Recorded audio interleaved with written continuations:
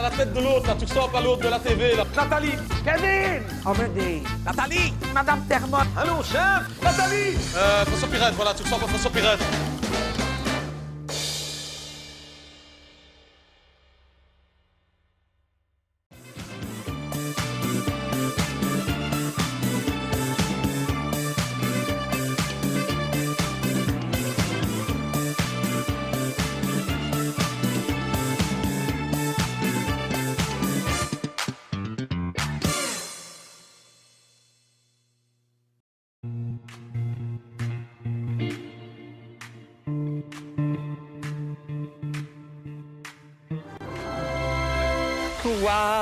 YMCA Léo, YMCA Léo, bienvenue Léo, bienvenue parmi nous. Quand je dis bienvenue, c'est à plus d'un titre puisque tu nous auras tous surpris. Franchement, vieille canaille, on s'y attendait pas du tout.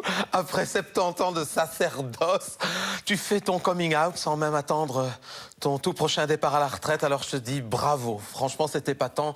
Il t'aura fallu beaucoup de courage finalement pour avouer ce que tu es. Tu vois, ça n'a pas été finalement si douloureux.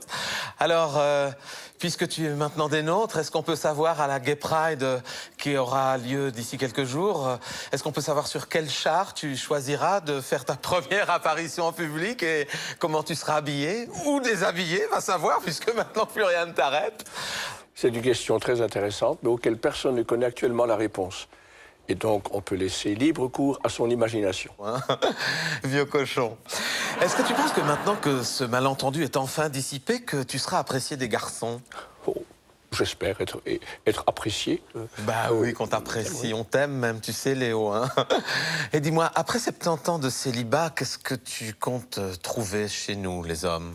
Oh, j'espère qu'à travers les hommes, c'est le Seigneur qui aussi travaille et qui... Donc mon désir, c'est surtout de faire ce que lui veut.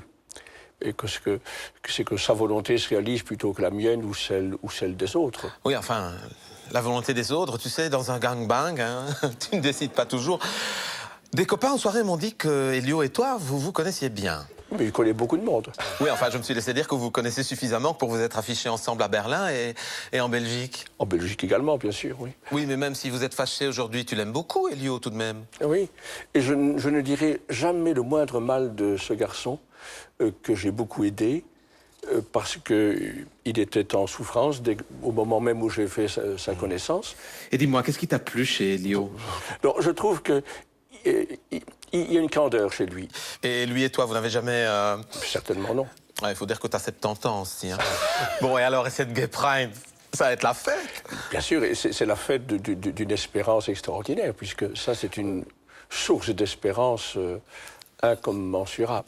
Incommensurable, c'est le mot, incommensurable. J'aurais pas choisi ce mot-là, mais tu as raison. Dis-moi, en prévision de cette grande fête où tu seras torse nu parmi nous,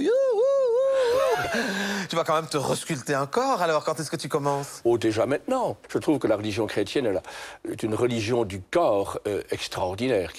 Aucune religion ne glorifie le corps humain autant que la religion chrétienne. Dis-moi, Léo, se faire dépuceler à passer 70 ans, c'est pas trop douloureux, si?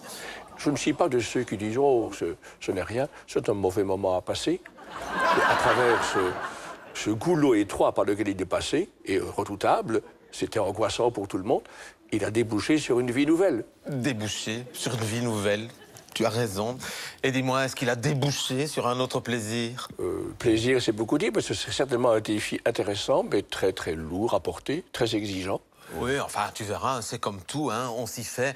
Et dis-moi, Léo, maintenant que tu as découvert d'autres horizons, un nouveau paradis, tu ne regrettes pas 70 ans d'onanisme? Non, non.